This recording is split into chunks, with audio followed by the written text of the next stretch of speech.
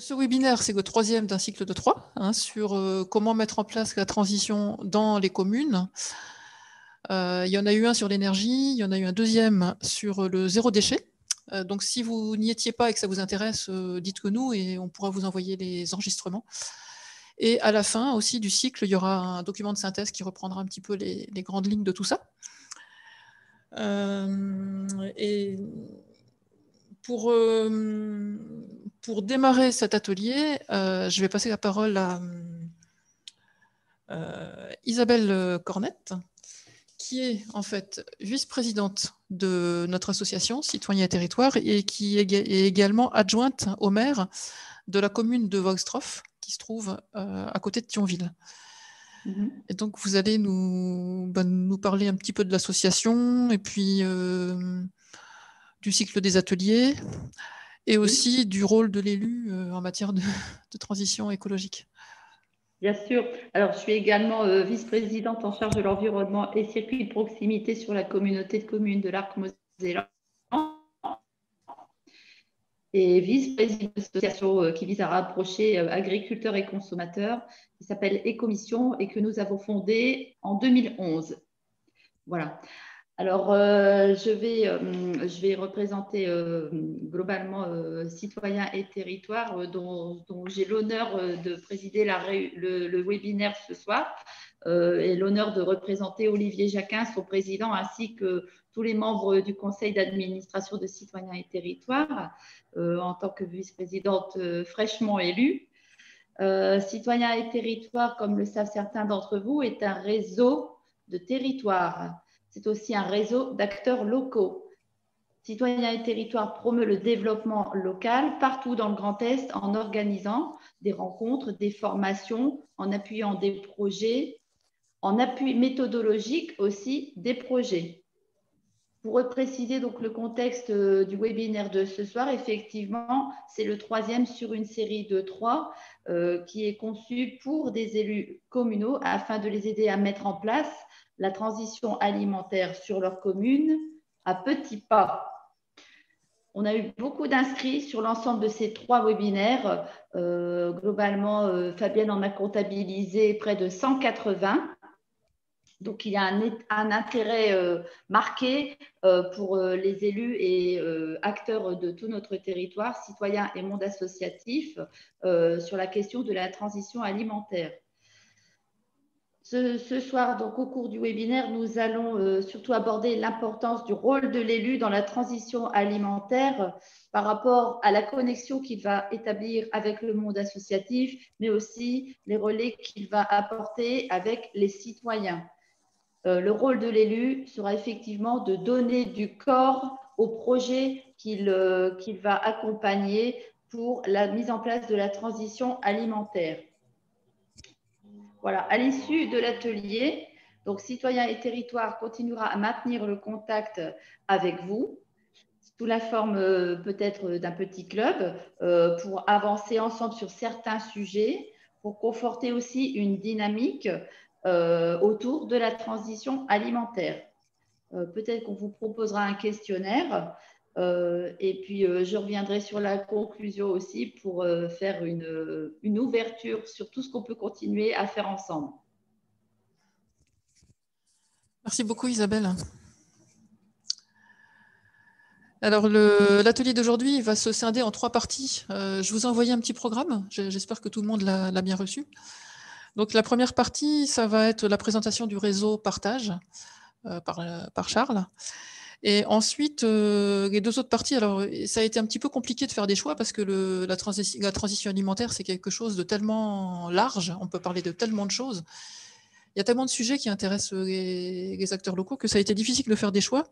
Mais finalement, on a choisi de traiter tout ce qui concerne l'autonomie alimentaire, comment encourager l'autonomie alimentaire des habitants, et notamment avec l'angle de la création d'espaces partagés, alors de jardins partagés ou de vergers, même de vergers partagés. Donc ça sera l'objet de la première partie avec des témoignages. Et la deuxième partie, ça va être comment on peut profiter de l'organisation d'événements comme des manifestations sportives, culturelles, etc., pour mettre en place des bonnes pratiques en matière d'alimentation qui pourront être un petit peu vitrines et puis enclencher des bonnes habitudes pour tout le monde. Donc, on va traiter ces deux sujets-là. Et avant, donc, je vais demander à Charles de nous dire un petit peu en quoi consiste le réseau partage, quels sont les membres, qu'est-ce qu'on peut y faire, etc. Ça marche. Merci beaucoup. Oui, donc merci Fabienne pour cette co-organisation, puisque effectivement, je suis aussi chargé de mission à Citoyens et Territoires, et certaines d'entre vous le savent déjà, mais je m'occupe du réseau Partage. Le partage de l'écran fonctionne bien, a priori? Oui, super. Donc, qu'est-ce que c'est que le réseau Partage? C'est un réseau dont l'acronyme signifie Pour une alimentation responsable et une transition agroalimentaire en Grand Est.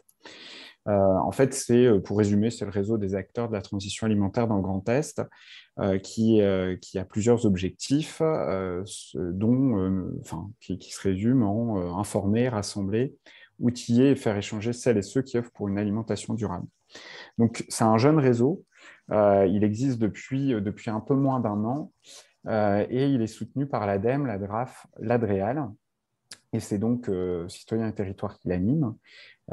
Donc, comme pouvait le dire Isabelle, effectivement, la transition alimentaire, c'est un sujet qui nous tient à cœur et sur lequel on s'investit.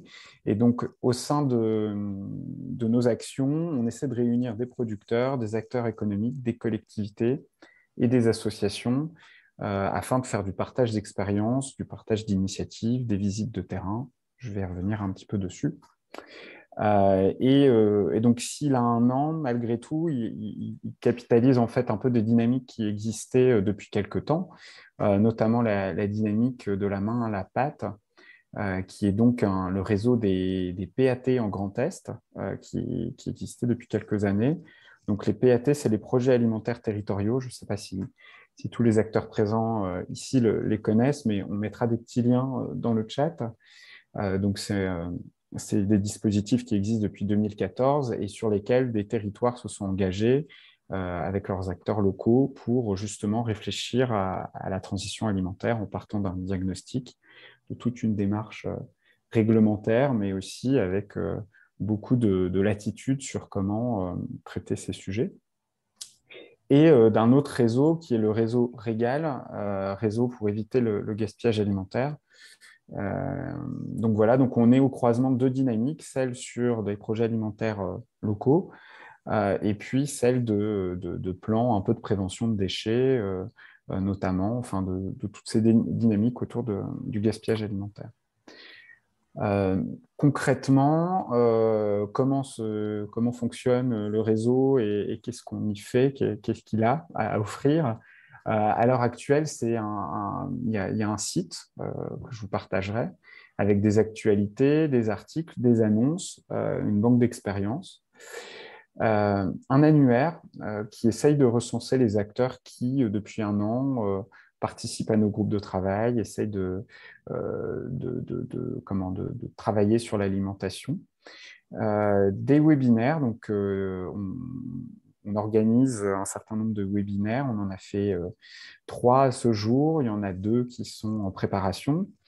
Des groupes de travail au nombre de 5 sur des thématiques qui vont de l'accessibilité à l'alimentation, l'éducation à l'alimentation, les démarches anti-gaspi, enfin voilà, je ne vais pas tous les citer pour ne pas être trop long, mais aussi des visites de terrain et des temps un peu plus informels qu'on organise une fois par mois, des cafés solutions qui permettent à des acteurs qui ont des difficultés ou des problématiques de les exposer et d'essayer de trouver des réponses en 1 heure. Et puis, voilà, ce qui est classique sur des réseaux, une aide d'information, des ressources et des guides méthodaux.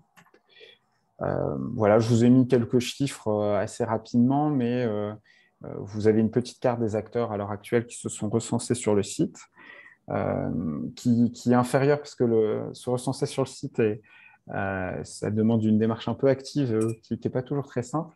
Mais en moyenne, on a plus d'une soixantaine de membres qui, depuis le début du fonctionnement, de membres différents, qui se sont investis sur ces temps de travail. On a une centaine d'articles ressources sur lesquels vous pouvez retrouver des guides, des études, des fiches méthodos, des retours d'expérience.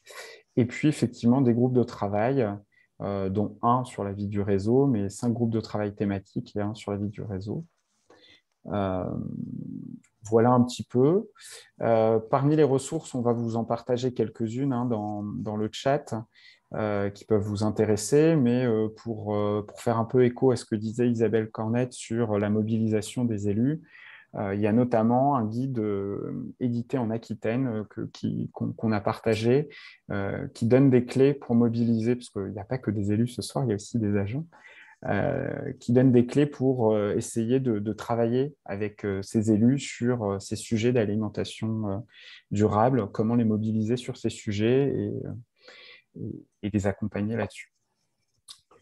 Voilà, alors là, quelques exemples de ressources, je vous disais, les cafés solutions, donc avec des problématiques sur comment animer son premier comité de pilotage pour un PAT, quelques-uns des articles qu'on a pu partager ces derniers temps. Je vais faire assez vite. Et puis, dans les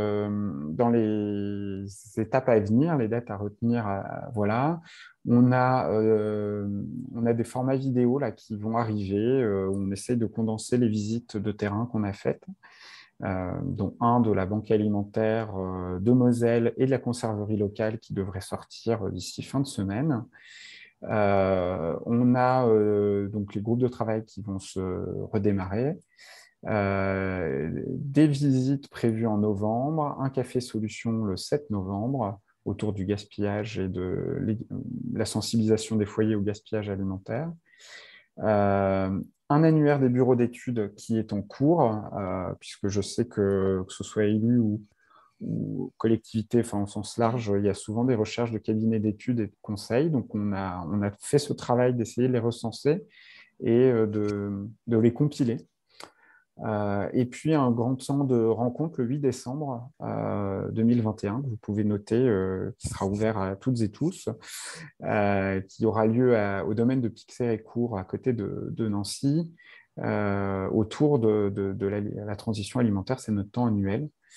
Voilà, donc où il y aura une plénière et puis l'après-midi des ateliers, aussi bien pour les élus que pour les agents et puis les autres acteurs que je vous ai cités, des ateliers thématiques sur lesquels vous pourrez travailler. Voilà en quelques mots. C'était déjà un peu long, mais vous avez peut-être des questions sur ce réseau. Je suis assez content qu'on puisse capitaliser avec Citoyens et Territoires sur un temps comme ça. Et puis, pour celles et ceux que ça intéresserait de nous rejoindre par la suite, n'hésitez pas, c'est un peu l'objectif de ce temps. Alors, c'est quoi la démarche? Qu'est-ce qu'il faut faire si on veut rejoindre le réseau, justement, Charles? On t'envoie un mail? On m'envoie un mail. Il y a aussi possibilité de s'inscrire via le site internet. Il y a un formulaire de contact qui permet de créer une fiche acteur et de se recenser. Après, il y a plusieurs niveaux. C'est-à-dire que si vous voulez juste suivre les actualités et avoir un peu une ressucée de ces actualités sur la transition alimentaire, on a une newsletter où vous pouvez vous inscrire directement sur le site et recevoir un condensé de ce qui s'est fait et des événements à venir autour de la transition alimentaire sur le Grand Est. Mmh. Et alors moi, il y a un terme qui m'a interpellée, c'est le terme café solution. Alors, ça consiste en quoi? Ça consiste à travailler en groupe sur une problématique présentée par un membre du réseau, c'est ça? C'est ça. En fait, c'est une petite méthode qu'on a mise en place. Alors, l'objectif, c'était d'être mensuel, mais avec ça s'est fait en milieu d'année dernière, il y a 6 mois, en fait. Avec les vacances, on a arrêté. Et l'idée, c'est d'avoir une méthodologie où quelqu'un, un acteur, a une problématique, il la soumet, et les gens, on le met dans l'agenda, hein, les gens qui souhaitent s'inscrivent. L'idéal, c'est d'être une dizaine, et pendant 1 heure, on essaye avec différents temps, donc un temps où on comprend la problématique, et puis ensuite, on pose quelques questions, et ensuite, on essaye de brainstormer, d'apporter un maximum de réponses possibles. Et à la fin, l'acteur qui avait une problématique essaye voilà, de confronter ces retours-là, ces idées-là à sa réalité de terrain, voir ce qu'il peut mettre en place ou pas. Donc, par exemple, très concrètement, un des premiers cafés, donc c'était le PETR du pays du Barrois, qui avait une problématique sur le gaspillage alimentaire et le pesage dans la Restoco, puisque avec Vigipirate et la pandémie, c'était plus possible d'accéder aux cantines. Et donc, pendant 1 heure, on a essayé de retourner la problématique, de trouver plusieurs pistes de solutions. Et il a réussi finalement avec des propositions de conventionnement avec les établissements.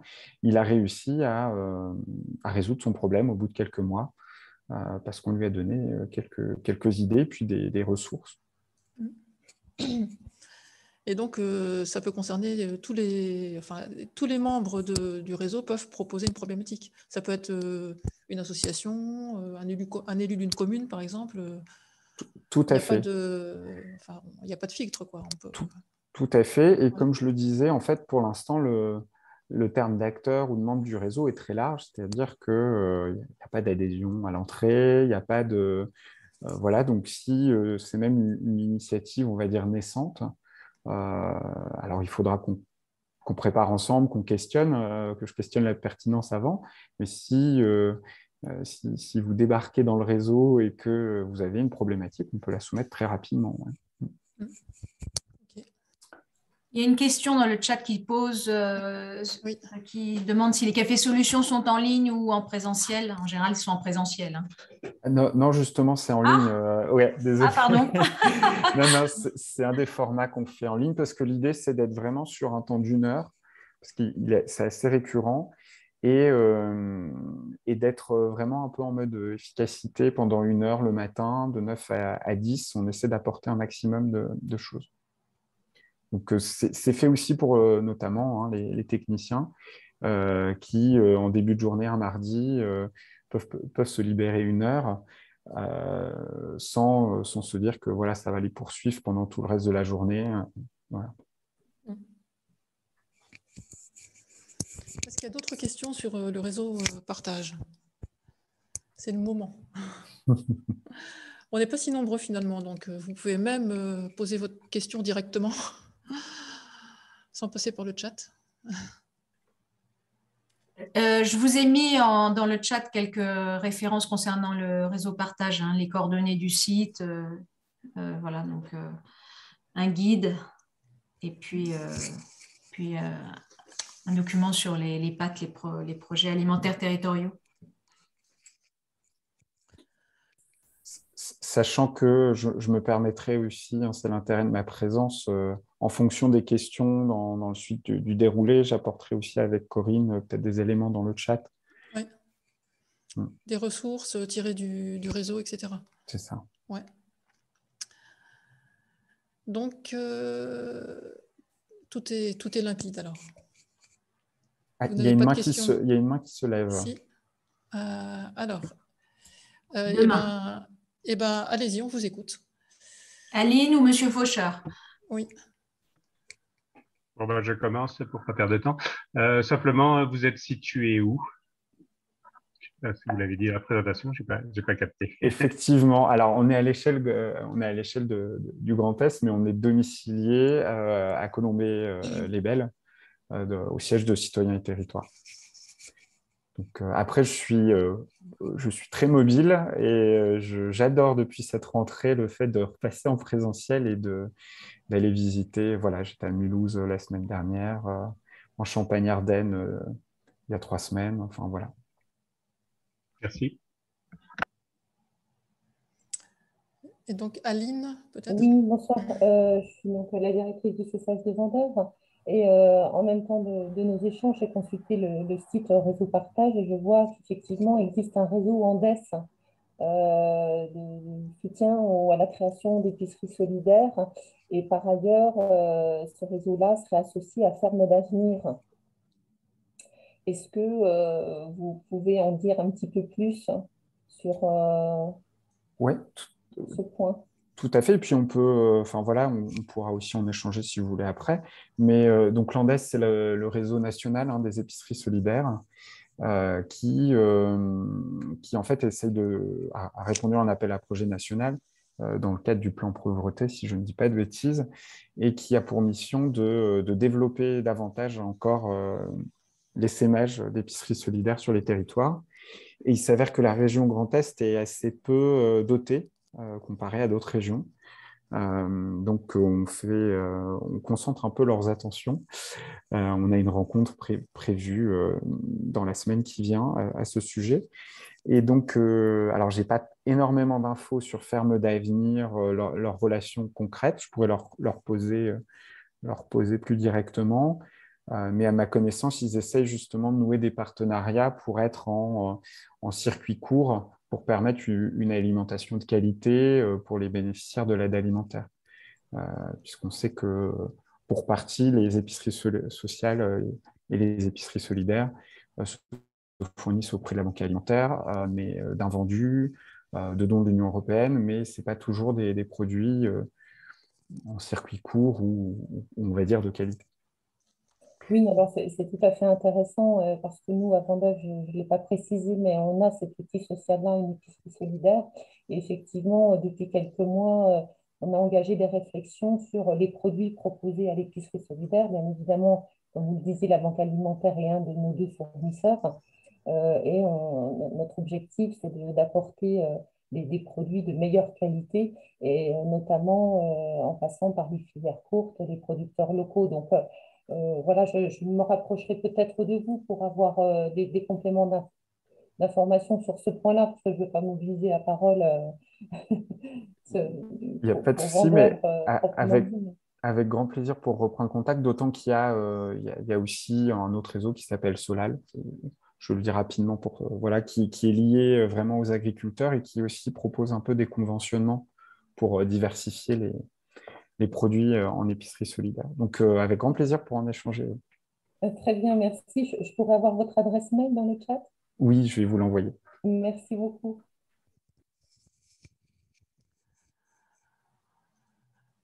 Alors, merci Charles. Et puis merci pour vos questions. On va embrayer alors sur la deuxième partie de cet atelier qui est consacrée à l'autonomie alimentaire des habitants, comment on peut encourager l'autonomie alimentaire des habitants dans une commune, notamment en créant des jardins partagés.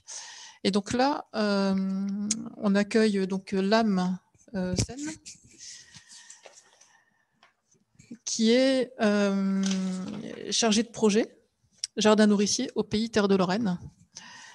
Et donc là, vous accompagnez la création de plusieurs jardins partagés, dont un, c'est celui-là que vous allez nous présenter, situé sur la commune de Pont-Saint-Vincent, mais avec le soutien de la commune de Neuve-Maisons. Enfin, c'est un petit peu compliqué, il y a pas mal de collectivités qui sont impliquées. Et l'originalité de ce jardin, c'est qu'il a vraiment un objectif nourricier, et il a été monté avec plein de partenaires, dont des associations caritatives. Donc, est-ce que vous pouvez nous expliquer un petit peu comment le projet est né? Donc, merci tout le monde. Merci Fabien. Voilà, de nous associer à ce webinaire qui est très intéressant, qui est un sujet majeur et d'actualité.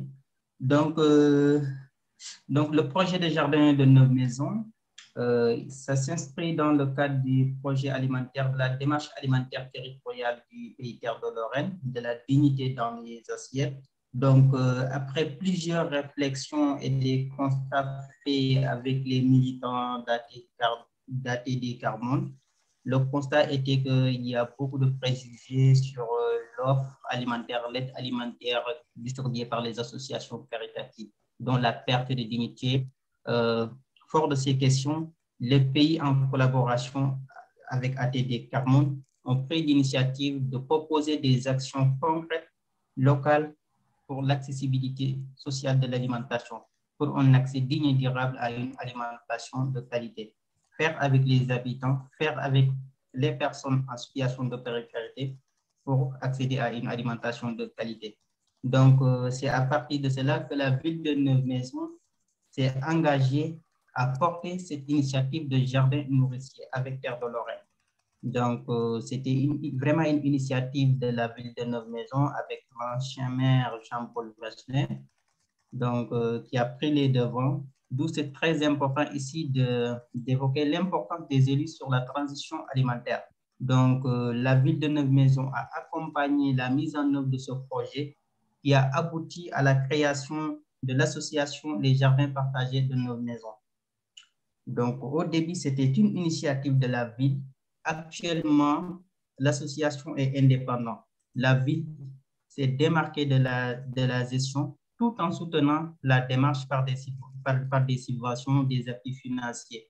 Donc, le projet de jardin partagé de Neuve-Maisons, c'est 4500 mètres carrés exploités collectivement par des personnes en situation de précarité, des personnes qui sont dans des difficultés sociales, des difficultés socio-économiques. Donc, il y a 2 années d'existence. Voilà, le projet a démarré en 2020. La deuxième année, c'est 2021. Et pendant les 2 années, l'objectif principal qui était de produire une alimentation pour les publics en situation de précarité est atteint. Voilà, avec une satisfaction totale des jardiniers et aussi des personnes qui accompagnent la démarche. Et ici, il faut noter que sur ce projet, c'est une démarche collective, c'est une démarche vraiment collective. Plusieurs acteurs militent autour du projet et le soutiennent directement ou indirectement. Je vais citer les associations caritatives du territoire, du secteur de Neuve-Maisons, le Secours populaire et le Resto du Cœur, et aussi les travailleurs sociaux de la Maison départementale des solidarités. Depuis le début du projet, on a travaillé avec eux pour pousser le public en situation de précarité. Donc, c'est eux qui faisaient le relais, nous envoyaient les personnes qui sont en difficulté. Voilà, donc il y a aussi l'autre aspect, le soutien des collectivités. Au-delà de la ville de Neuve-Maisons, qui avait l'idée de porter ce projet de jardin nourricier, il y a la ville de Pont-Saint-Vincent qui a mis à disposition des terrains gracieusement, c'est 4500 mètres carrés gracieusement à l'association. Donc, pour noter que les terrains se situent vraiment sur le territoire de Neuve-Maisons, mais ils sont sous la gestion, sous les responsabilités de la ville de Pont-Saint-Vincent. Donc, comment 2 territoires voisins peuvent travailler, peuvent mutualiser dans l'intercommunalité pour apporter des solutions pour faciliter des actions concrètes. Donc, au-delà de ça, on cite la communauté de communes Moselle et Madon, qui tout au départ a soutenu le projet en mettant en disposition du compost, en animant des formations sur le compostage. Au-delà de ça, pour cette 2e année, la communauté de communes a mis à disposition, a donné un appui financier très important à hauteur de 1 800 € qui a permis vraiment à l'association d'avoir le matériel nécessaire pour faire du jardin. Et toujours dans la mobilisation des acteurs, il y a des agriculteurs du territoire qui se sont mobilisés pour défricher les terrains. Parce que c'était 4500 mètres carrés qui ont duré 10 ans sans être exploités. Donc, pour le mettre en culture, pour la première fois, ça demande, voilà, donc les agriculteurs se sont solidarisés. Voilà. Au-delà de ça, on travaille aussi sur le gaspillage des plants. Donc, en collaboration avec Décor Jardin de Champenoux, qui, pour la première année, a donné des surplus de production à l'association, ce qui a motivé aussi les jardiniers à planter. Donc, automatiquement, la première année, il y a eu de très belles récoltes, ce qui a motivé les jardiniers à augmenter leur superficie, le jardin, de 2000 à 4500 mètres carrés. Et toujours, toutes les personnes impliquées sont revenues. L'année prochaine, l'année passée, ils étaient 35 membres. Actuellement, ils sont à 37 adhérents. Voilà, pour dire que tout le monde a l'envie de devenir jardinier.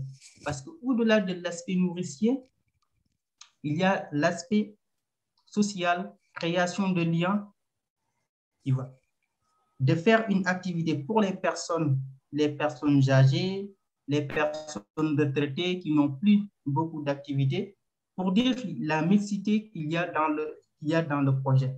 Certaines viennent pour trouver à manger, pour trouver des produits frais. D'autres viennent pour partager ces moments conviviaux avec les personnes. Donc, ce lieu est devenu un lieu de vie, un lieu nourricier, comme on le dit, avec les tiers-lieux alimentaires.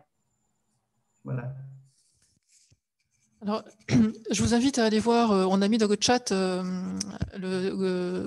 l'adresse de Facebook sur le jardin, parce que c'est très vivant, il y a des interviews, enfin n'y allez pas tout de suite, parce qu'après vous avez pu écouter ce qu'on dit, mais après vous pourrez aller voir. C'est très vivant, il y a l'âme qui interviewe régulièrement des utilisateurs, des usagers, et c'est super parce qu'on voit vraiment des personnes qui sont contentes de venir, on voit les beaux légumes qui sortent de terre, enfin c'est vraiment très très positif. Et on voit aussi l'importance de l'accompagnement. L'âme, vous allez jardiner avec eux tous les samedis, je crois. Oui, effectivement, comme je suis chargé de projet jardin et animateur des réseaux, et pour accompagner la transition alimentaire, ça demande toujours des personnes qui peuvent mobiliser des personnes qui n'ont pas forcément la compétence de jardinier. Comment motiver le groupe, comment gérer tout le monde, ceux qui savent faire et ceux qui ne savent pas faire, partager les tâches. C'est un rôle très important que je fais avec les jardiniers, surtout avec des publics, je dirais, qui ne comprennent pas forcément le français. Donc, tout ça, faire le lien, vraiment, c'est aussi mon travail. Au-delà de ça aussi, je les accompagne sur les recherches de financement, sur la dynamique organisationnelle. Voilà, donc, comme on le dit, le jardin, voilà, c'est un espace de vie, c'est un espace pour se libérer. Donc, tous les samedis, c'est l'occasion pour moi aussi d'aller rencontrer les jardiniers, travailler avec eux. Voilà. On va vous mettre dans le chat aussi le flyer de présentation du jardin et puis aussi un petit document de partage de recettes de cuisine parce que les interactions entre les jardiniers vont au-delà du simple fait de jardiner. Hein. Ils échangent aussi plein de choses, dont des recettes de cuisine et ça, c'est chouette aussi. Alors, le flyer, je ne peux pas le mettre parce qu'il ne s'ouvre pas le document. Donc, ah oui, voilà, donc j'ai vérifié. Je le mettrai dans le compte-rendu. Voilà. Donc, par contre, j'ai mis le document de recette. D'accord. Voilà. Donc, pour rebondir sur le réseau, donc le réseau Jardin Terre de Lorraine, on a créé ce réseau vraiment pour créer un cadre de concertation, d'échange entre les personnes qui sont intéressées par la thématique du jardin. Donc, on l'a lancé depuis l'année dernière. Après cette année où on a organisé pas mal de rencontres, des rencontres sur des échanges de partage d'expérience. D'abord, la première rencontre, c'était sur la fabrication et le traitement des produits naturels où on avait 30 participants. Une deuxième rencontre qui portait sur le compost, qui portait sur une deuxième rencontre qui portait sur les systèmes de culture sous ombrage pour limiter les risques, pour limiter les arrosages, qui va optimiser la ressource hydrique qu'on a organisé à Allan. Et la dernière qui a eu lieu à nos maisons, qui a mobilisé 50 personnes. Donc, pour dire que c'est un réseau qui bouge, donc ça participe vraiment à redynamiser le territoire. Ça participe vraiment à la vie locale sur le territoire. Oui, parce que donc, le jardin de 9 maisons est intégré dans un réseau de plusieurs jardins partagés dispersés sur le pays Terre de Lorraine. Il y en a combien en fait? Donc, actuellement, on est à 11 jardins partagés et des jardins individuels qui adhèrent au projet. Oui. Et toujours dans la démarche de la dignité dans les assiettes, on est en train de travailler sur l'essaimage de ce projet. Oui. Donc, actuellement, il y a 2 autres communes qui se sont engagées à mettre en place des jardins partagés. C'est la ville de Fougue, oui, et la ville de Vésilis. Oui. Voilà, pour dire qu'il y a des jardins partagés qui existent sur le territoire, mais qui ne sont pas sous l'initiative de Terre de Lorraine. Oui. Donc, nous, on a essayé de réunir tous ces jardins et voilà, de collaborer avec eux dans ce réseau, tout en continuant à essaimer, à faire naître d'autres projets de jardins nourriciers sur le territoire. C'est ça. Donc, ce qui est intéressant aussi à faire ressortir, je trouve, dans l'expérience de votre territoire, c'est qu'il y a le territoire Terre de Lorraine avec le PAT. Enfin, le PAT, c'est pas vraiment un PAT, puisque le PAT, c'est celui du Sud-Mosellan. Non, je dis des bêtises, du Sud-Meurthe-et-Mosellan. Du Sud 54. C'est une démarche alimentaire territoriale, plutôt, qui s'appelle donc de la dignité dans les assiettes. Et donc là, alors il y a plusieurs axes dans cette démarche, si j'ai bien compris, hein, dont ce projet appuie au jardin partagé dans les communes, où là, vous intervenez en appui aux initiatives communales. Donc là, on est en plein dans notre sujet d'aujourd'hui. Et dans cette démarche alimentaire de la dignité dans les assiettes, il y a d'autres axes, dont quelque chose que je trouve aussi très complémentaire et très intéressant, qui est l'organisation d'achats groupés. Effectivement. On peut en dire juste 2 mots, parce que je pense que ça peut aussi intéresser pas mal de participants. Oui, effectivement, en parallèle des jardins partagés qu'on est en train de développer, il y a l'association Amplette et Cagette qui est créée pour porter ce groupement d'achat. Donc, on travaille en collaboration avec des producteurs locaux sous l'impulsion aussi de la Chambre d'agriculture qui nous met en rapport avec les producteurs des territoires. Donc, le jeudi, il y aura une distribution, voilà, c'est-à-dire la deuxième distribution de l'année, où on a 100 personnes, voilà, qui vont bénéficier de paniers, divers paniers de toutes sortes. Donc, vraiment, c'est une démarche qu'on est en train de relancer après plusieurs d'expériences. Tu vois, vraiment, ça commence à rebondir.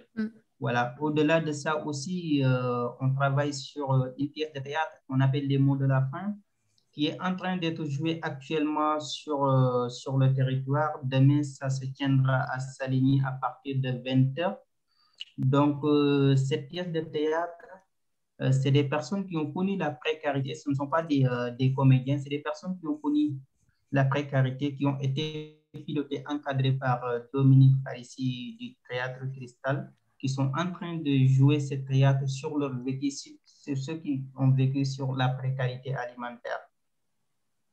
Voilà. L'autre aspect aussi, on travaille sur les labos CAP, voilà, capitalisation, constat, analyse et capitalisation, et proposition, je veux dire, avec des personnes en situation de précarité.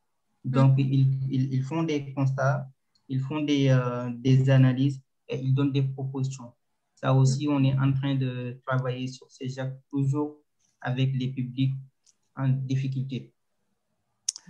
Alors, il y a une question dans le chat, c'est Joël Hérault, qui demande un peu plus d'informations sur le spectacle. Mais je crois que c'est complet à Chaligny, Joël, si je ne me trompe pas. Voilà, à Chaligny. Justement, j'avais pas bien, excusez-moi, j'avais pas bien entendu, c'était à Chaligny. Oui. Comme j'ai pas du tout vu l'info nulle part. Donc, mais tant mieux si c'est complet. Alors, tant pis pour moi. Alors, je crois qu'il y a une autre session à ces fougues, l'âme, après. Ouais. Bah là, ça me fera trop loin. Tant pis. Il y aura Fougue. De toute façon, Fabien, je t'envoie après le document, comme ça tu le partages à ceux qui sont intéressés. Oui. Il y a toujours possibilité de s'inscrire. Et il y aura aussi, ça se tiendra aussi à Vésilis. D'accord. Et je diffuserai. Ouais. Isabelle, vous avez une question aussi. Ouais. Même plusieurs, oui. Alors, bonjour, bonsoir plutôt. Oui. Moi, je voulais savoir, donc il y a 11 communes, plus 2 en cours qui veulent intégrer le réseau Jardin Terre de Lorraine, c'est bien ça. Je voulais savoir, donc, si pour les collectifs qui s'occupent de ces jardins, il y a nécessité de se monter en association pour être intégrés dans le réseau Jardin Terre de Lorraine. Ou est-ce qu'elles peuvent rester sous la forme d'un collectif citoyen? Effectivement, donc ce n'est pas une obligation d'être une association pour intégrer le réseau. Donc, un collectif de personnes qui développent leur jardin, ils peuvent adhérer au projet, au réseau et participer à nos rencontres, bénéficier aussi des dons de plants qu'on fait. Mais toujours pour pérenniser les initiatives, l'idée, c'est vraiment de mettre une organisation à la base, de créer une association. Parce que tant qu'on n'est pas une association, on n'est pas légitime, on ne peut pas répondre à certains appels d'offres. Tu vas chercher des financements, faire des demandes de subventions pour vraiment financer votre projet. Donc, le constat qu'on a fait avec 9 maisons, pendant presque une année d'existence, depuis que l'association a été créée, l'association a répondu à pas mal d'appels à projets, d'abord sur initiative citoyenne et pour l'environnement, où il a 6 500 €. Sur France Relance, 3 500 €. Voilà, sans compter les subventions qui sont attribuées par le département et aussi la communauté de communes Moselle et Madon. Voilà, pour dire que l'idéal dans le long terme, c'est vraiment de se structurer en association pour pouvoir vraiment faire des recherches de financement pour pérenniser votre projet. Aussi, l'importance aussi de créer une association. Il faut une association pour que des personnes se responsabilisent, prennent le devant et se soucient de la vie de l'association. Parce que tant qu'il n'y a pas cela, toujours les gens, ils croisent les bras, qui doit faire ceci, qui doit faire cela. Donc, c'est ce que je voulais ajouter à ce sujet. Merci. Je peux encore poser une ou deux questions? questions? Bien sûr. Alors, vous avez parlé de moments conviviaux. Donc, est-ce qu'ils se limitent juste à se retrouver les samedis matins autour du jardin, ou est-ce que vous avez parlé du théâtre, mais est-ce qu'il y a aussi des repas qui sont organisés à partir des produits, ou des ateliers de transformation de ce que vous produisez aussi? Voilà, merci pour… en fait, je pense que la plaquette, le livret de recettes dont vous parle Fabienne, c'est un livret qui a été créé à partir d'une rencontre qui a été faite sur 9 maisons où les jardiniers, chaque jardinier a fait une cuisine de son pays avec les produits du jardin, avec les légumes du jardin. Donc, lorsque les personnes ont goûté, ont dégusté les plats, on s'est dit qu'il faut vraiment capitaliser ce qui est, voilà, les recettes qui ont été présentées. Donc, pour dire qu'on travaille sur cette action, on fait des apéros potagers, voilà, à plusieurs reprises. Et toujours sur les rencontres qu'on fait, les rencontres du réseau qu'on organise, il y a toujours 1 heure de temps dédié à des moments conviviaux, je veux dire. Voilà. Et j'ai encore une dernière question, un petit peu plus politique peut-être, par rapport au projet, à l'expérimentation sur 9 maisons. Je voulais savoir donc si le terrain avait été choisi, par exemple, en fonction de certains critères, points d'eau ou aux petits ruisseaux à proximité, parce que quand on parle de jardin, il faut forcément approcher la thématique de l'eau aussi. Et je voulais savoir aussi, de manière plus indiscrète, si le terrain sur lequel les 4500 mètres carrés sur lesquels vous êtes installés sont classés en zone NJ ou en zone à urbaniser dans le plan local d'urbanisme de la ville de Neuve-Maisons, par rapport à la pérennisation du projet. Voilà. Merci. Voilà. Pour répondre que ce projet de jardin, il s'intègre vraiment dans ce qu'on appelle les parties communaux. Comme vous le savez, les parties communaux sont classés comme des espaces non urbanisés. D'accord. Donc, ça fait partie des parties communaux de la ville de Pont-Saint-Vincent. Donc, à côté, il y a vraiment un accès à l'eau. Il y a la rivière Moselle, le Madon, je veux dire, qui est tout près. Et la nappe n'est pas du tout profonde. À 3 mètres, 2 mètres, vous avez suffisamment de l'eau. Donc, ça aussi, c'est un atout pour le projet.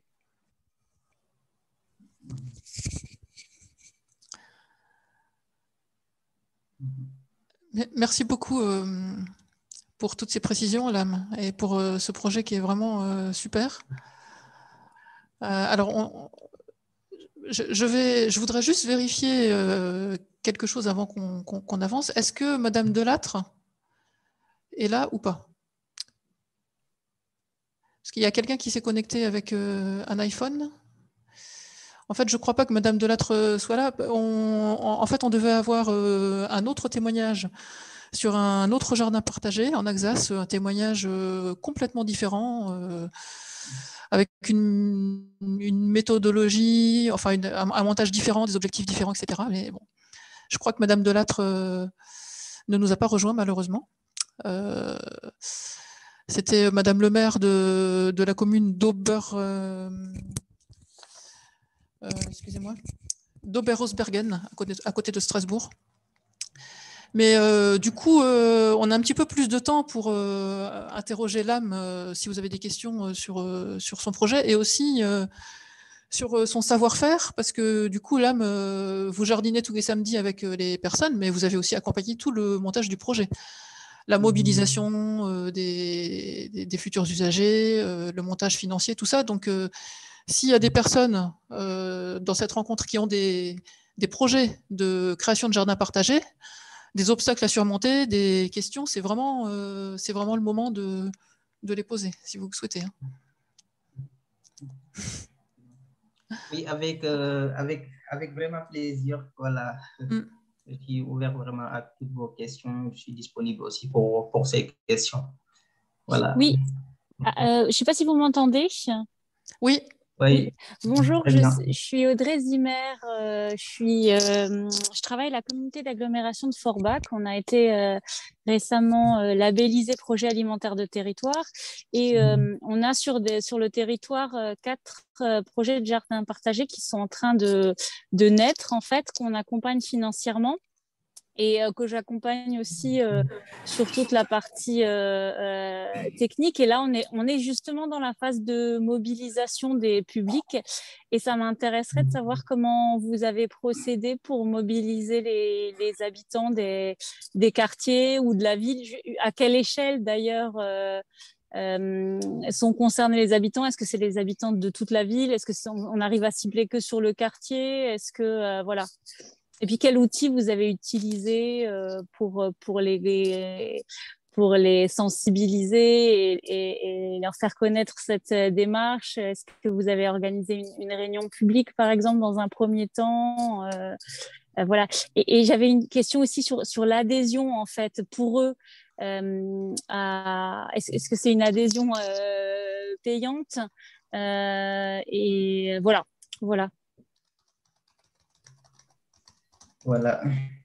Merci Audrey. Donc, pour répondre à ta question, les outils de communication, la méthodologie pour mobiliser le public, comme je l'ai dit précédemment, depuis le montage du projet, on a travaillé avec les associations caritatives.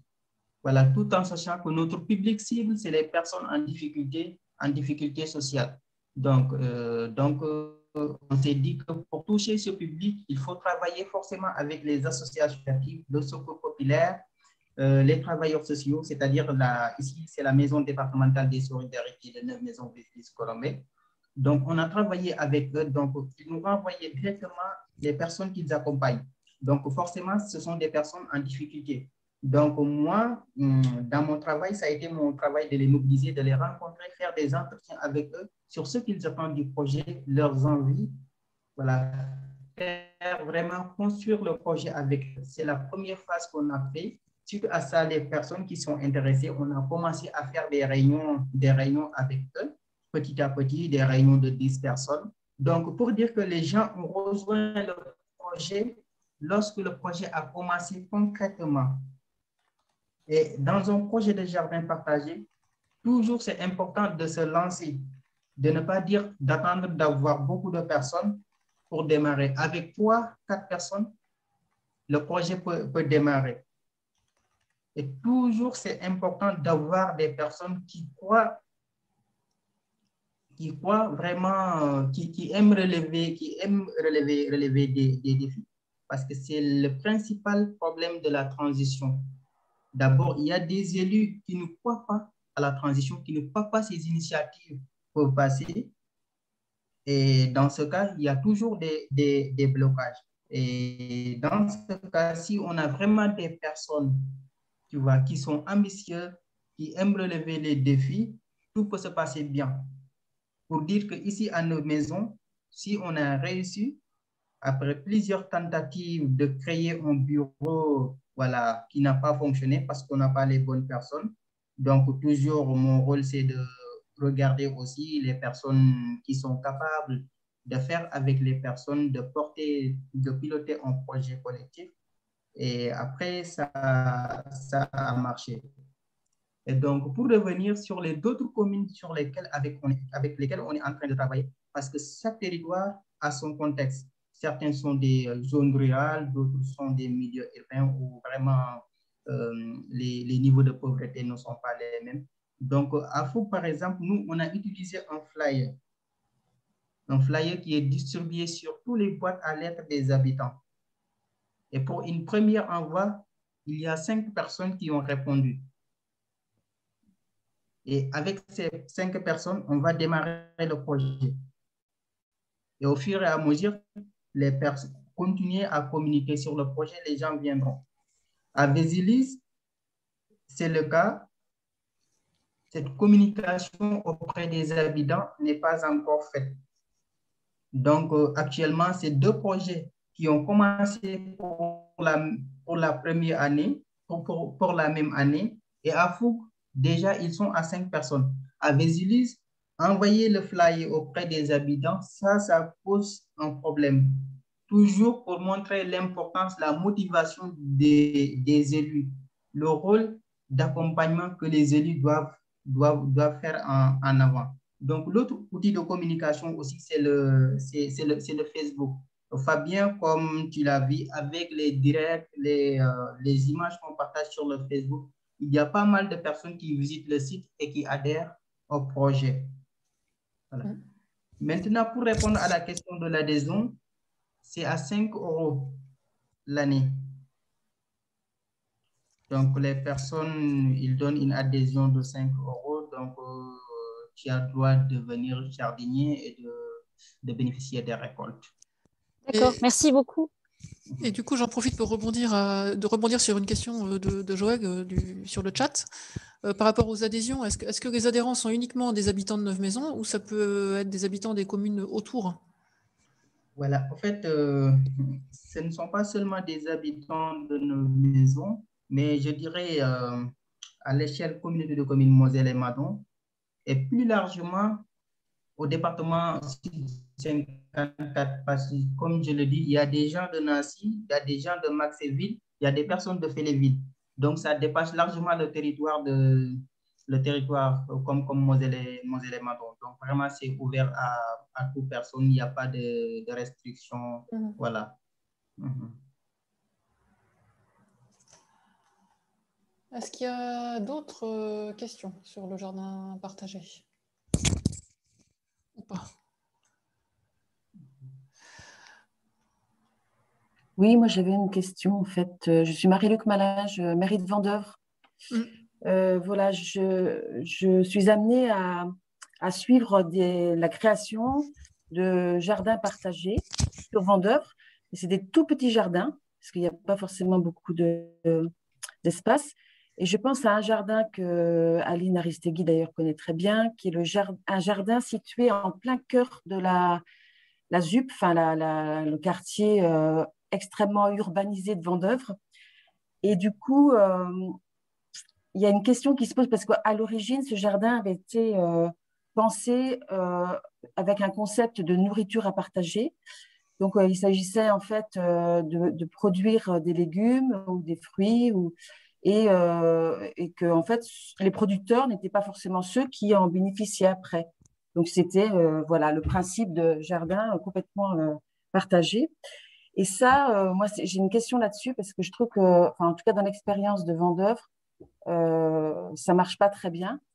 Il y a même presque des conflits en fait, parce qu'il y a des jardiniers qui trouvent que qui regrettent en fait que leurs légumes qu'ils ont contribué à faire pousser, ils puissent pas en bénéficier. Donc voilà, c'était une question sur le côté vraiment collectif. Est-ce que ça marche ailleurs? Voilà, et parce qu'on s'interroge sur le maintien de ce principe-là pour que le jardin puisse mieux fonctionner. Oui, donc, merci pour ta réponse. C'est une question qui revient toujours à notre maison. Est-ce que ça fonctionne? Comme pas mal de personnes viennent visiter le jardin, ils posent toujours la question à savoir, est-ce que vous n'avez pas des problèmes sur la distribution des récoltes? Et la chance, actuellement, à notre maison, il n'y a pas encore ce problème. Vraiment, tout se passe bien. Il n'y a pas eu de vol. Et on a été aussi alerté tout au début du projet qu'il y avait eu des vols au niveau des paquets. Mais depuis les 2 ans d'installation, les jardiniers n'ont pas encore constaté de vol. Ouais. Et ceux qui jardinent, ils se partagent les récoltes sans vraiment de frustration. Tout le monde sont satisfaits. Et au-delà de ça, ils distribuent leur surplus de production aux associations caritatives et aux foyers Aristide Briand de notre maison. Voilà, pour dire que aussi la configuration, la localisation du projet aussi, ça compte beaucoup. Parce que si c'est un projet qui se situe sur un quartier populaire où vraiment les personnes ne sont pas très sages, des personnes qui ne viennent pas, qui peuvent accéder toujours au jardin, ils peuvent avoir ces genres de choses. Mais le jardin de partagé de nos maisons, ça se situe un peu excentré de la ville, je dirais à 30 minutes de marche. Donc, ça constitue vraiment un atout aussi pour le projet. Seuls ceux qui ont envie d'aller jardiner, qui vont là-bas, voilà. Il y a aussi des personnes qui baladent parce que c'est à proximité des étangs, mais malgré tout, on n'a pas constaté vraiment de vol et tout se passe très bien. Si je peux me permettre de compléter, dans un contexte un peu urbain comme ça, on a aussi une initiative du côté de Strasbourg, je ne veux pas dire de bêtises, mais il me semble que c'est Haute-Pierre, dans le quartier de Haute-Pierre, qui peut peut-être correspondre un peu au contexte de Vendeuvre. Et effectivement, ils se sont posés, alors ils ont expérimenté, eux, il y a en fait autant de jardins que de blocs d'immeubles. Et il y a notamment un collectif avec lequel je peux aussi vous mettre en contact si ça vous intéresse, mais je vous le mets dans le chat.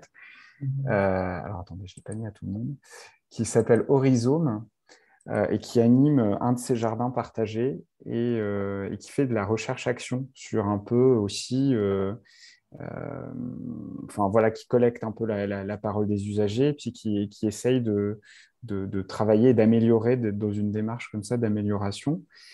Donc, si vous êtes confronté à des difficultés là-dessus, ils ont peut-être des billes à vous donner sur le partage, parce que de mémoire, ils ont un jardin partagé où chacun a sa petite parcelle, et ils avaient un espace qui était un peu collectif, où chacun pouvait aussi, un peu incroyable comestible, où chacun pouvait un petit peu prendre et mutualiser la récolte. Et ce cette partie-là marchait quand même moins bien que le reste où chacun avait son petit territoire.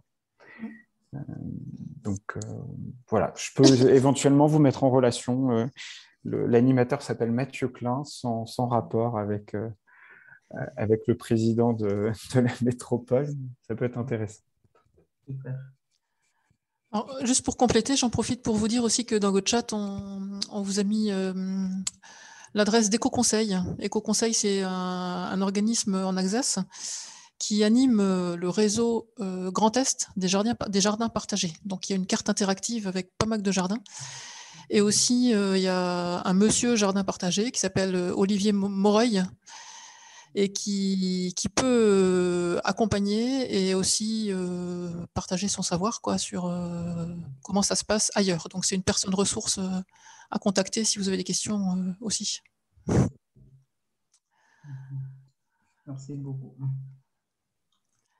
Est-ce qu'on a fait le tour de cette question? Enfin, je pense pas, mais est-ce qu'il y a encore des questions? C'est plutôt ça la question. Est-ce que vous avez encore des questions à poser à l'âme ou est-ce qu'on s'arrête là pour cette thématique?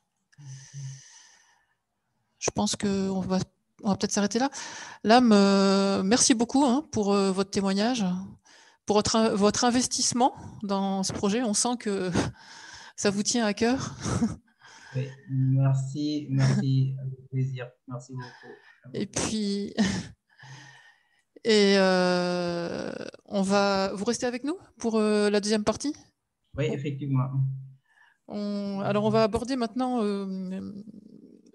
l'organisation des événements comme vitrine des bonnes pratiques en matière d'alimentation, on va dire pour résumer. Alors, on n'a pas de chance aujourd'hui parce que sur ce sujet-là aussi, il nous manque un intervenant. Il nous manque le témoignage de Dominique Collin, qui est chargé de mission transition écologique à la mairie de Kingersheim, qui devait nous parler de son festival King Vélo. Mais il a eu un souci de santé ce week-end et donc il ne peut pas participer à notre webinaire. Et donc on va directement parler de la charte des éco-manifestations. Donc Lou Aigret, vous êtes animatrice du projet Émerge, vous allez nous expliquer ce que c'est après, à l'association Éco-Manifestation Alsace. Et donc, vous allez pouvoir nous expliquer en quoi consiste, qu'est-ce que c'est que cette association déjà, en quoi consiste la charte, et puis en quoi consiste aussi votre accompagnement sur les projets qui souhaitent être éco-responsables, on va dire. Très bien, merci beaucoup Fabienne. Alors, Lou Aigret, chargée de mission à Éco-Manifestation Alsace, c'est une structure associative qui est située à Célestat. On est actuellement 3 salariés. Et on accompagne tout type d'organisateurs d'événements, donc une collectivité, une asso, une entreprise, pour tout type d'événements. Donc voilà, un marché aux puces, un tournoi de sport, ça peut être un festival de musique. Donc dans leur démarche de développement durable, on va dire la démarche globale de développement durable. Donc notre activité, on va dire que c'est d'abord donc une plateforme de conseil. On nous appelle pour des questions autour des éco-manifestations. On y répond bien volontiers par téléphone ou mail. On propose également des formations donc sur les éco-manifs. On anime des ateliers. On a également une mission d'expertise. Donc, on fait aussi du bilan carbone. On est en capacité de faire du bilan carbone pour un événement. On a également des outils clés en main. Par exemple, on a sur notre site internet un annuaire des éco-prestataires. Donc, vous cherchez un imprimeur éco-responsable pour vos flyers. Vous cherchez un traiteur. On a référencé donc des acteurs en Alsace. Et puis d'autres missions, par exemple, on a développé des plateformes de location et de lavage de vaisselle réutilisables, parce que le constat, c'est que voilà, c'est pas toujours évident de laver sa vaisselle après l'événement avec les bénévoles. Donc voilà, on a des solutions clés en main comme ça. On travaille avec des acteurs de l'économie sociale et solidaire, donc ça crée aussi de l'emploi en Alsace. Et donc, vous parlez, Fabienne, de notre charte. Donc, je vais faire un petit partage d'écran pour vous présenter rapidement en quoi ça consiste. Normalement, c'est bon. Donc, voilà, le logo d'Éco-Manifestation Alsace. Et donc, on a une charte qui couvre 7 thématiques, donc gestion globale et les actions sociétales, tout ce qui est déchets, tout ce qui est communication, déplacement, alimentation, on va faire un petit focus aujourd'hui, sensibilisation et eau et énergie. Donc voilà, on a référencé une centaine d'actions dans ces thématiques-là. Et après, on décerne des niveaux d'engagement. Donc un niveau 1, 2 ou 3, le niveau 3 étant le niveau d'excellence. Donc cette charte, c'est un outil à deux facettes, comme on dit, parce qu'il y a un accompagnement global de notre part. Et puis c'est également une labellisation, ce qui est aussi apprécié de l'organisateur d'événements, parce que voilà, il y a un tampon, il y a une reconnaissance, et on valorise aussi cet engagement. On dit, voilà, nous sommes une éco-manifestation certifiée par EMA. Donc, pour être labellisé, c'est 4 grandes étapes, on va dire. On réalise le diagnostic de l'événement avec l'organisateur. Donc, c'est un entretien qui dure à peu près 3 heures et on passe en revue toutes les actions de la charte et on demande aux gens est-ce que vous faites, comment vous le faites, et puis est-ce que c'est quelque chose que vous pourriez mettre en place, oui ou non. Voilà, on discute. On remet un rapport qui est une sorte de plan d'action pour l'organisateur. On fait un point avant l'événement, donc là, on va décerner le niveau officiel de labellisation en fonction du nombre d'actions engagées. Nous nous efforçons de visiter aussi les événements, dans la mesure du possible, évidemment, avec des bénévoles d'EMA notamment, pour voir si tout est bien mis en place. Et puis, il y a toujours un bilan après l'événement pour savoir si tout s'est bien passé et puis quelles sont les pistes pour les éditions suivantes.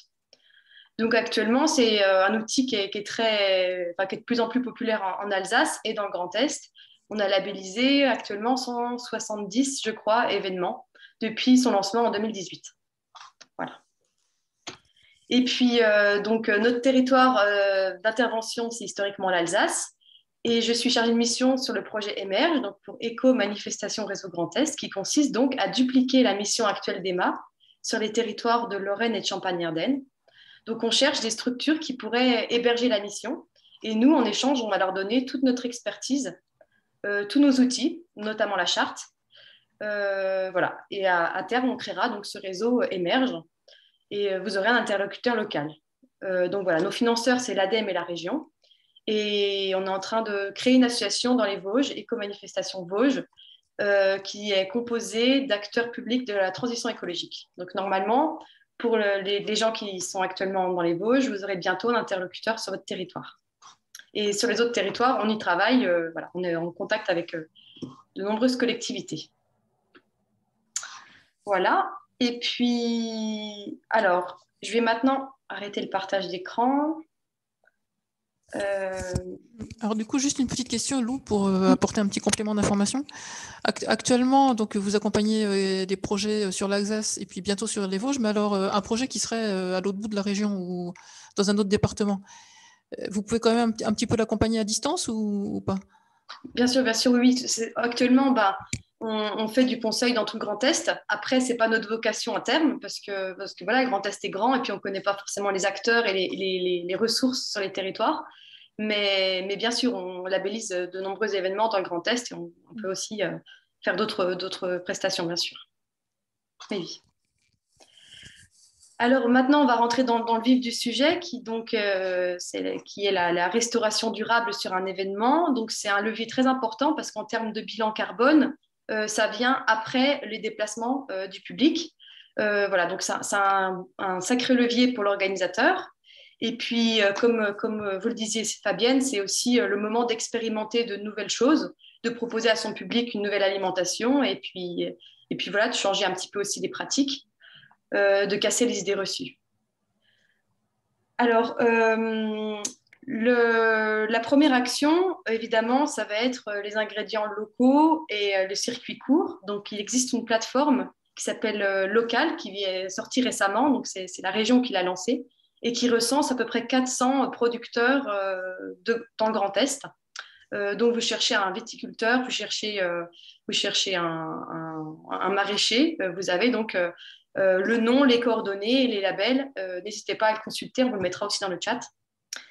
Donc, pour l'organisateur, c'est vrai que c'est pratique puisque des fois, il y a les aléas du direct. On a besoin de plus ou moins de certaines choses. Et voilà, la proximité, c'est écologique parce qu'il y a moins de déplacements. Et puis, voilà, ça soutient l'activité locale. C'est très important. Voilà un exemple, par exemple, la Mole Sémienne, qui a un événement sportif, il propose des tartes flambées, bon, en Alsace, hein, avec des ingrédients 100% locaux, donc tout vient de moins de 50 km. Ingrédients locaux, on pense aussi à boissons, parce que c'est aussi important dans un événement de proposer des boissons. Et là, il y a plein de possibilités, il y a de plus en plus de brasseries artisanales qui existent, donc vous pouvez facilement trouver des boissons locales. Des sodas, des eaux plates ou gazeuses. Vous pouvez aussi trouver soit en bouteilles consignées, soit en grands contenants. Donc type, voilà, pour des jus, ça peut être par exemple des bag-in-box. N'hésitez pas à contacter votre dépositaire de boissons. Il aura sûrement des choses à vous proposer. Qui dit ingrédient local dit aussi évidemment des choses de saison. Donc voilà, des fois c'est vrai que c'est pas toujours pratique de proposer un menu local de saison quand l'événement c'est en hiver, mais vous pouvez proposer des soupes, des choses comme ça qui réchauffent aussi. Et il y a plein de solutions.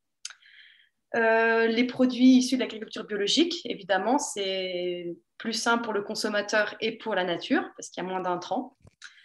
Et sachez aussi qu'en matière de bilan carbone, on économise, c'est entre 10 et 30% de gaz à effet de serre en moins par rapport à un produit qui n'est pas biologique. Un autre exemple, le festival Scène de rue à Mulhouse propose dans les loges des artistes des aliments bio, locaux et qui sont en plus livrés à vélo parce qu'ils font appel à un prestataire voisin, qui est une épicerie collaborative, une épicerie locale, pardon.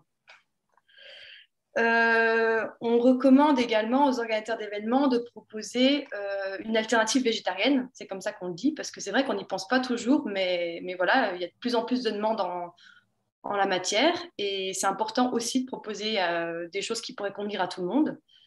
Donc pensez à valoriser les fruits, les légumes, les légumineuses, les céréales complètes, et qui sont, en plus d'être de très bons nutriments, qui sont faiblement carbonés par rapport à des produits carnés.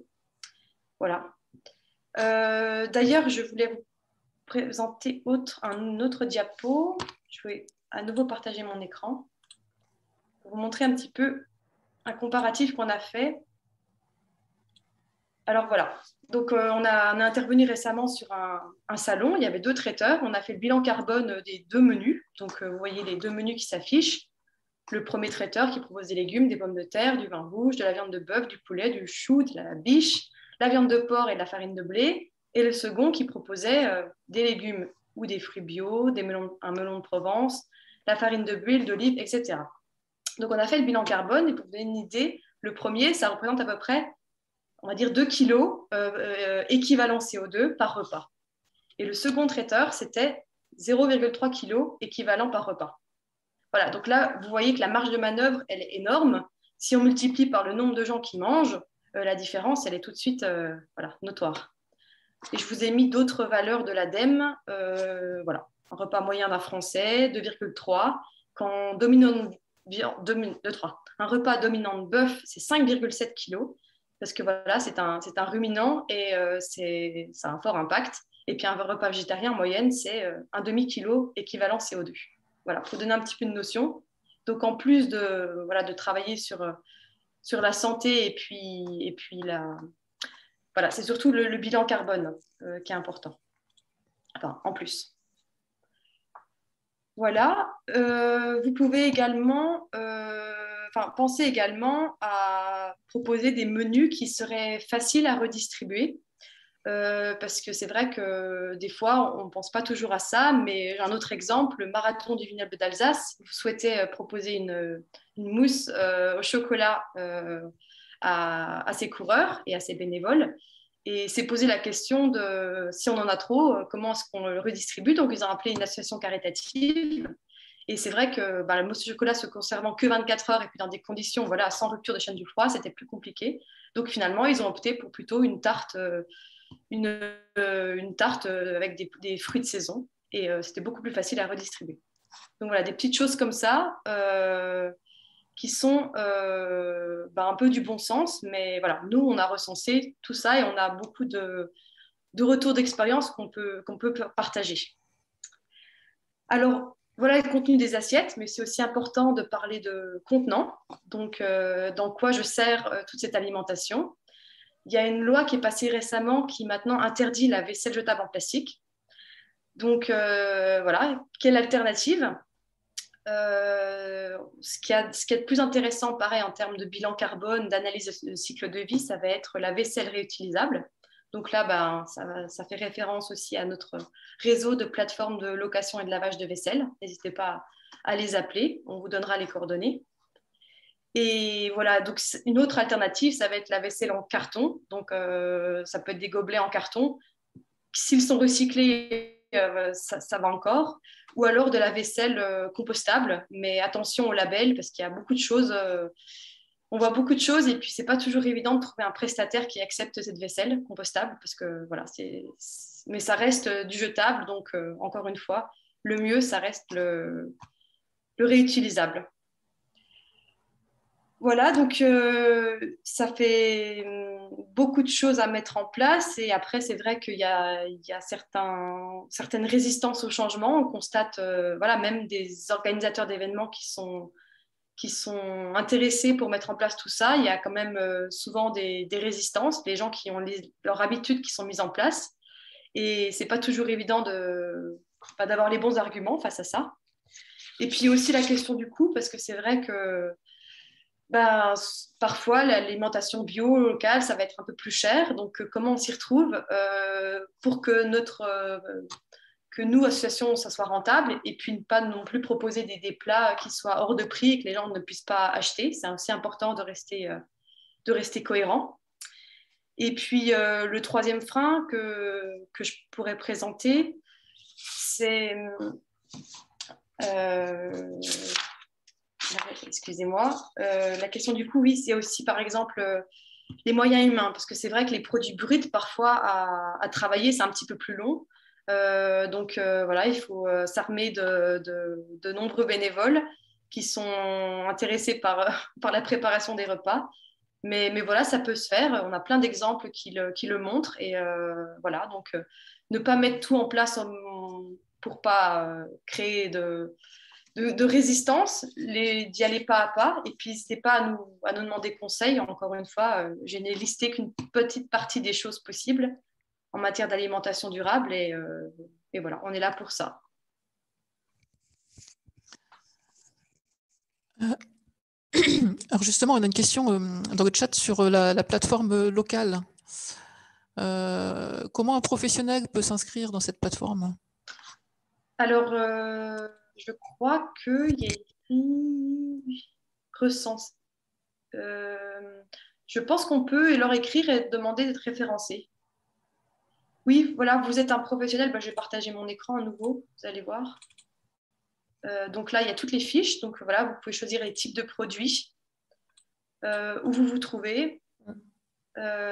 Et puis après, là au milieu, il y a vous êtes un professionnel, inscrivez-vous, cliquez ici. Donc je pense qu'il y a un questionnaire à remplir et après, ils étudient la demande, ils vérifient les labels et voilà.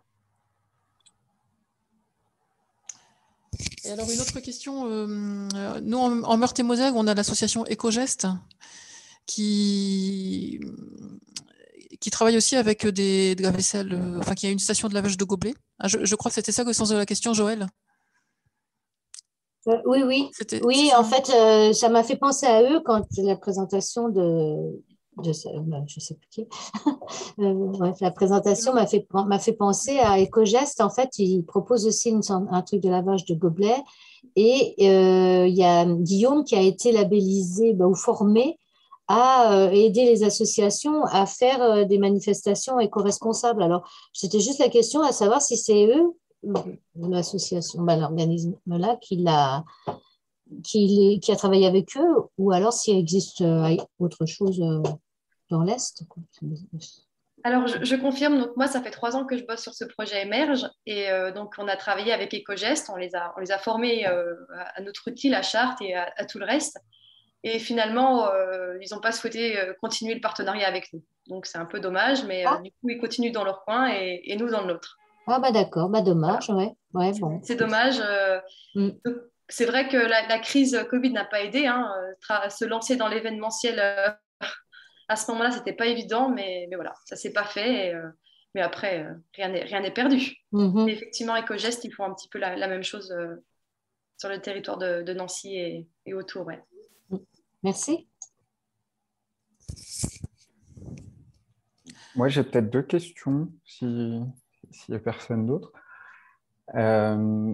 Du coup, par rapport à votre démarche de labellisation, est-ce que la partie alimentaire est une part importante de ce qui permet de décrocher le label? Et puis, savoir aussi si c'est une démarche qui est accessible, on va dire, pour un petit comité des fêtes, par exemple, ou ça se cantonne plus à des grosses organisations? Alors, pour répondre à la première question, on a essayé d'équilibrer un petit peu les points, le nombre d'actions dans chaque thématique. Donc, je vous avais présenté les 7 thématiques. Donc, l'alimentation, c'est une part très importante, mais autant que les autres, parce que voilà, la porte d'entrée d'une éco-manifestation, ça va être les déchets. Donc, ça reste important, même si en termes de bilan carbone, c'est très faible. Et après, les déplacements, voilà, c'est pareil, c'est un gros enjeu, même si ce n'est pas évident non plus de faire changer des pratiques. Donc l'alimentation, oui, c'est tout aussi important que le reste, on va dire. Et puis la seconde question, notre charte se veut vraiment accessible à tout type d'organisateurs. Donc on a essayé justement d'être très opérationnel, d'avoir un jargon assez simple. Et justement, c'est l'idée de s'adresser à tout le monde. Donc un festival de musique va être intéressé tout autant qu'un petit marché aux puces qui débute. Il n'y a pas de prérequis pour être accompagné et labellisé à travers notre charte. Ouais.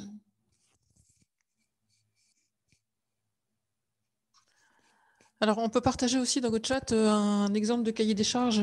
Enfin, je ne sais pas trop si c'est le moment, Lou. On peut le faire maintenant ou... Bien sûr, oui, parce qu'on a le temps. Finalement, on a plus de temps que prévu. Notamment, je pense que c'est celui du Cabaret Vert. Oui, donc, le Cabaret Vert, c'est 110 000 festivaliers sur 4 jours à Charleville-Mézières. Voilà, c'est le plus gros festival du Grand Est, je pense. Et eux, ils ont une démarche, ils sont engagés depuis des années, depuis une dizaine d'années, une démarche éco-responsable. Et notamment, en termes d'alimentation, c'est assez exemplaire. Ça montre même qu'un gros événement comme celui-ci peut être un petit peu exigeant et imposer un cahier des charges très précis. Donc, n'hésitez pas à le partager et à le regarder. En ligne déjà. Oui. Ah bah voilà. Merci. Et puis voilà, il y a d'autres... Nous, ce qu'on préconise à chaque fois qu'on labellise un événement, c'est évidemment de mettre en place un cahier des charges. Et c'est un outil qu'on donne également. Des exemples de cahiers des charges, des modèles, des fiches pratiques. On a une quinzaine de fiches pratiques pour gagner du temps, pour faire gagner du temps à tout le monde. Et on a aussi des banderoles pour promouvoir qu'on est labellisé. Et puis, on prête aussi des cendriers de vote, par exemple, des petites choses qu'on a fabriquées nous. Qu'on fait tourner entre événements et ça marche très bien. Les gens sont contents d'avoir le côté accompagnement et puis en même temps les outils qui vont bien, quoi.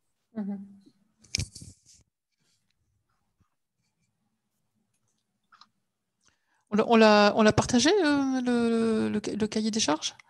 Il n'apparaît pas dans mon chat à moi, fille. Ah ben si. Il est tout en haut. Non, c'est le dernier document que j'ai partagé. Si c'est exemple de cahier des charges. Ah, parce que je ne vois pas, moi. Moi non plus. Non. Ah, excusez-moi, il n'y a que Charles qui le voit. Ah, voilà, en fait. J'ai fait plein de... Désolée. Hop, je le mets pour tout le monde. Voilà, désolée, j'avais partagé des ressources, mais qu'à Charles, donc...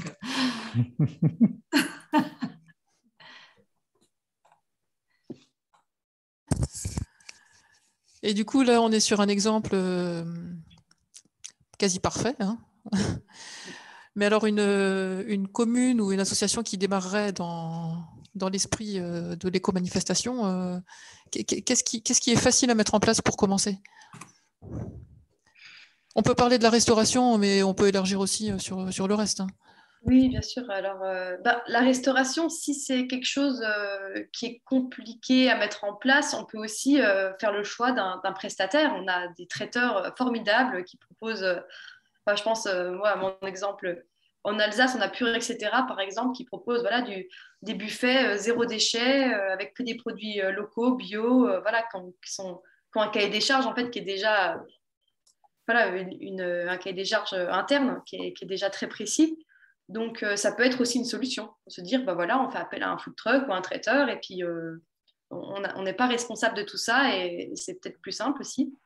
Et puis après, il y a d'autres solutions. Voilà, si la vaisselle aussi, bah, c'est complexe d'avoir de la vaisselle réutilisable, de la louer ou de se la faire prêter, de la laver. On peut trouver des solutions, par exemple, voilà, des tartes flambées sur des planches en bois qui sont réutilisables. Donc là, on n'a pas besoin de couverts, on n'a pas besoin d'assiettes. Ou des finger food, des choses voilà, qu'on picore à la main comme ça sans avoir besoin, encore une fois, de couverts et d'assiettes. Donc voilà, il y a aussi des fois, encore une fois, c'est du bon sens. Il n'y a pas forcément besoin d'être expert en la matière et ça peut être des choses aussi assez simples de peut-être pas proposer autant de menus que prévu. Peut-être que 2 ou 3 menus sont suffisants. Et puis, voilà, après, pour certains événements, il y a l'aspect restauration publique et restauration interne entre bénévoles et salariés. Et c'est peut-être aussi, on peut commencer par là, se dire, bah voilà, ce que nous, on va manger en interne, on peut le préparer nous-mêmes et avec des produits locaux. Et puis voir après pour élargir l'offre au public. Ça peut être ça, en termes d'alimentation. Ouais. Et voilà, ce qui est primordial, en tout cas, dans un événement éco-responsable, on va dire, c'est vraiment d'avoir un chargé de mission développement durable qui va travailler sur cette thématique. Et puis, en matière de gestion de déchets, voilà, c'est pas seulement mettre en place les poubelles de tri. On voit bien que ça fonctionne pas très bien parce que les gens, voilà, ils sont pas là pour bien trier leurs déchets, ils y pensent pas, ils voient pas forcément l'affichage. Donc, ce qu'on préconise, c'est d'avoir une équipe environnement qui vient sensibiliser les gens, rectifier les éventuelles erreurs de tri. Et ça, c'est vrai que c'est très important. Voilà. On peut mettre à disposition les outils, mais il faut aussi se donner les moyens, d'avoir les moyens humains pour toutes ces questions-là. En préparant un petit peu, c'est vrai que c'était nous un axe qu'on trouvait intéressant parce qu'on parle souvent de restauration collective, enfin, parmi les leviers pour la transition alimentaire.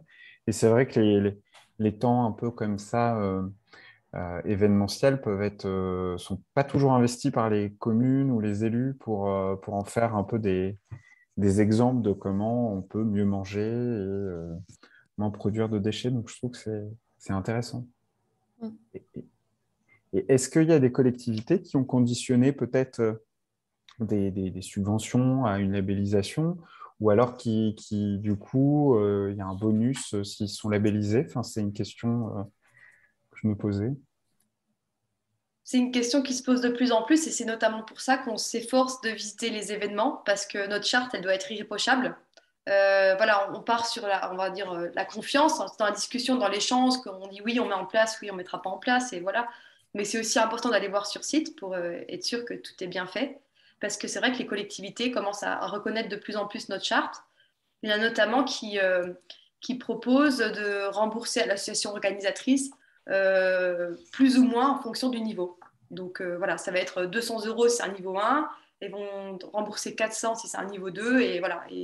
Et donc, ce n'est pas encore une éco-conditionnalité, mais ça commence gentiment à rentrer dans les critères. Donc, voilà, c'est quelque chose qui est possible. Donc, encore une fois, à nous d'être irréprochables dans ce qu'on fait.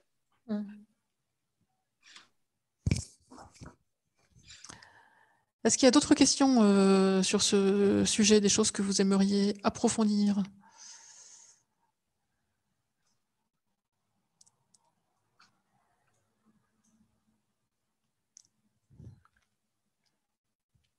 Non, pas de questions particulières ? En tout cas, si on est porteur de projet en matière de manifestation et qu'on se pose des questions, on peut vous passer un petit coup de fil. Voilà, on est vraiment là pour avoir ça, quelques tuyaux, à ouais. minima, pour avoir quelques tuyaux, ou que vous nous mettiez, vous pouvez aussi nous mettre en relation avec d'autres porteurs de projets qui seraient sur le même secteur géographique aussi, qui auraient déjà fait peut-être des travaux un peu de déchiffrage, mais non, de défrichage sur les prestataires potentiels, enfin tout ça, quoi, parce que ça repose quand même beaucoup là-dessus. Hein. Les ressources, en fait, sur les ressources du territoire. Ouais. Voilà. Non, on capitalise tout ça, donc que ça des bonnes pratiques, que ça soit des fiches outils, des ressources, voilà, on a plein de choses qu'on peut mettre volontiers à disposition s'il y a des questions en la matière. Ouais. Ok. Merci beaucoup, Lou. Merci à vous. Et puis, donc, à bientôt pour mettre en place tout ça. Avec plaisir.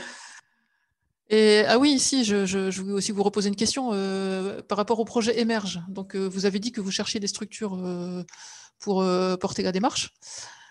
Ces structures peuvent être éventuellement des collectivités locales, des structures intercommunales, des pays, par exemple. C'est pas forcément une structure à très grande échelle. Non, voilà, là, on est vraiment ouvert à toute proposition, toute possibilité, que ce soit une association sur un territoire comme nous, à l'échelle d'un ancien département, ou que ça soit une collectivité qui puisse héberger dans un premier temps, on va dire, un demi-temps plein sur cette question. Tout est possible. Moi, je suis là pour répondre aux questions et puis étudier les possibilités de financement notamment de la mission. Voilà, tout est possible dans le Grand Est. Je suis là pour ça. Ok, l'appel est lancé et on le relayera aussi dans notre réseau. Merci beaucoup. Avec plaisir. Alors, il y a juste une question de Laura. Ah oui, je n'avais pas vu, effectivement. Ouais. Alors, la structure est en phase de création. Ça va être une asso, donc on a les collectivités, enfin les acteurs publics de la transition écologique qui se sont réunis lors d'une première réunion. On est en train de proposer les statuts, de voir un petit peu comment tout ça va se créer. Donc, pour le moment, ce n'est pas encore officiel, mais n'hésitez pas à revenir vers moi, je vous donnerai le contact quand ça sera lancé. Et voilà, donc ça veut dire que création de l'asso fin d'année et recrutement de l'animateur en 2022, et formation et démarrage au printemps 2022, on espère. Merci beaucoup, Lou. Merci. Alors, on avait prévu de terminer cet atelier par le partage de quelques ressources. Je vois qu'il y a juste une petite dernière question qui vient d'apparaître sur les éco-manifestations. Est-ce qu'il y a une structure à venir en Meuse ou est-ce que vous cherchez en fait ces structures? Je cherche encore. Voilà. Si vous avez des contacts, vous cherchez partout sauf en Alsace et dans les Vosges où c'est en train d'être mis en place. Voilà. C'est très bien résumé, oui. Merci. Donc Charles, je vois que tu as commencé à mettre des ressources dans le chat. Est-ce que peut-être on peut les expliciter un petit peu? Oui, bien sûr. Alors, à quel niveau alors? Celles que j'ai partagées pendant les échanges? Oui, alors je pense que ça commence les autres idées d'action petits pas, puisque je rappelle, hein, l'esprit du webinaire, c'est vraiment, l'esprit des 3 webinaires, c'était comment mettre en place la transition à l'échelle de la commune, dans les communes, la stratégie des petits pas. Donc, on n'est pas sur des grosses choses difficiles à mettre en place, on est sur des petits pas. Donc là, je crois que tu avais des choses à nous partager là-dessus. C'est ça. Alors, c'était effectivement, il y avait d'autres initiatives, parce que là, on s'est concentré, tu l'avais dit, sur 2 aspects. Après, pour donner quelques idées, il y a aussi des opérations de glanage qui peuvent être mises en place dans les territoires, surtout agricoles. Donc, permettre à des personnes qui sont en situation de précarité d'aller glaner des restes de récolte. Il y a un certain nombre de structures qui peuvent être partenaires, et je vous ai mis en lien donc un guide méthodologique si jamais c'est une opération que vous voudriez monter sur votre territoire. Il y a aussi des temps beaucoup plus des temps qui peuvent être de l'événementiel, juste de la sensibilisation des citoyens à ces problématiques. Et pour ce faire, alors il y a des temps des fois organisés par les départements, je pense notamment en Meurthe-et-Moselle, il y a toute une programmation sur ces sujets-là avec On mange quoi demain. Mais au niveau national, il y a aussi possibilité d'accueillir ou d'organiser une projection du festival alimentaire, une projection débat, en s'appuyant sur un des films de ce festival qui vient de commencer, là, le 15, qui dure 1 mois et demi, de susciter le débat, la discussion. Ça peut être des temps qui sont riches, qui permettent aussi d'amorcer des collectifs citoyens. Enfin voilà, donc c'était deux petites pistes que je voulais rajouter un peu à ce temps-là. Mais effectivement, sur la transition alimentaire, il y a énormément de sujets et d'autres leviers que vous pouvez mobiliser, hein, la restauration collective, la lutte contre le gaspillage avec des politiques autour des déchets, du compostage, etc. On pourra s'en faire le relais ou en échanger à d'autres moments, d'autres lieux, si vous voulez. Moi, je suis là pour ça. Voilà un petit peu ces 2 liens. Et puis aussi, Corinne a partagé, si vous voulez vous inspirer, donc y a notre site, hein, ou Réseau Partage où il y a des choses, mais il y a aussi une petite mine d'infos qui est Optiged de l'ADEME, où là, vous pouvez avoir pas mal de retours d'expérience. Donc, si vous cliquez sur le lien, vous aurez accès à toute leur banque de ressources. Et notamment, je voulais mettre un peu en lumière les foyers à alimentation positive. Bon, là, c'est plutôt à l'échelle, effectivement, de métropole ou de département, mais des challenges, en fait, entre familles, entre foyers, pour faire réfléchir sur l'alimentation. Voilà, en quelques mots. Alors, je crois que ça arrive en Lorraine, enfin dans le Grand Est. Ça arrive dans le Grand Est, parce qu'il devait y avoir une participante qui a pas pu qui s'était inscrite, mais qui n'a pas pu se connecter ce soir, de Champagne-Ardenne, de l'agence locale de l'énergie, il me semble, Léna Migne, qui voulait en parler, justement, qui voulait témoigner là-dessus. Donc, c'est Déclic, hein, je crois que c'est la démarche Déclic appliquée à l'alimentation. Ça doit être ça, hein, Charles. Je vais me renseigner, je ne veux pas dire de bêtises, ça doit être ça. Ça doit être, oui, je crois que c'est ça. Je crois que c'est ça, ou c'est quelque chose qui est voisin, en tout cas. C'est la démarche qui a été expérimentée sur les déchets.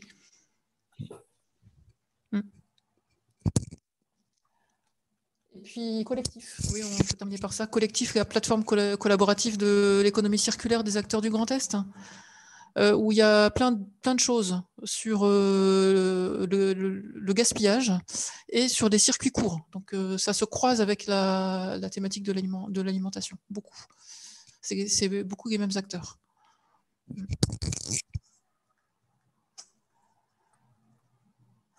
Est-ce que vous avez des choses à ajouter, à partager, des ressources que vous avez envie de partager, des projets que vous avez envie de partager? Isabelle, vous voulez prendre la parole? Oui, oui, non, je pensais plutôt partir sur le mot de la fin, mais oui, on peut encore partager plein de choses, effectivement. Mais effectivement, je pense que ce qu'on a bien vu, c'est que effectivement, au travers du projet sur 9 maisons, de jardins partagés, et le projet, et aussi la plateforme, la charte des manifestations éco-responsables, on voit bien au travers de ces 2 thématiques que l'élu a une place prépondérante.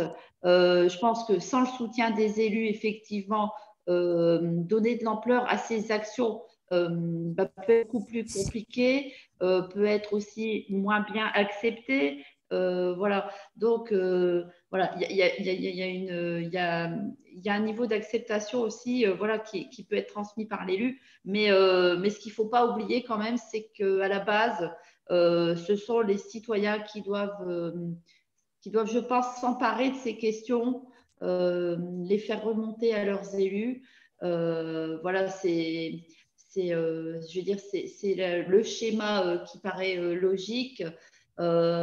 Même si parfois, on l'a entendu, l'élu n'est pas forcément sensible à ces arguments, peut-être qu'à force effectivement de venir, de revenir, de répéter, d'en redemander, il y aura peut-être des déclics qui vont se faire.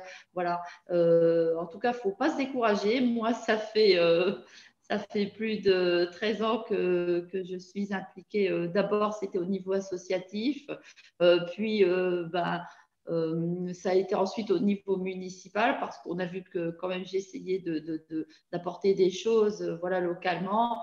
Et puis, plus récemment, une reconnaissance au niveau communautaire. Voilà. Donc, effectivement, je pense que les comportements vertueux qu'on essaye de véhiculer, qu'on essaye de porter, même si les autres ne s'en accaparent pas immédiatement ou directement,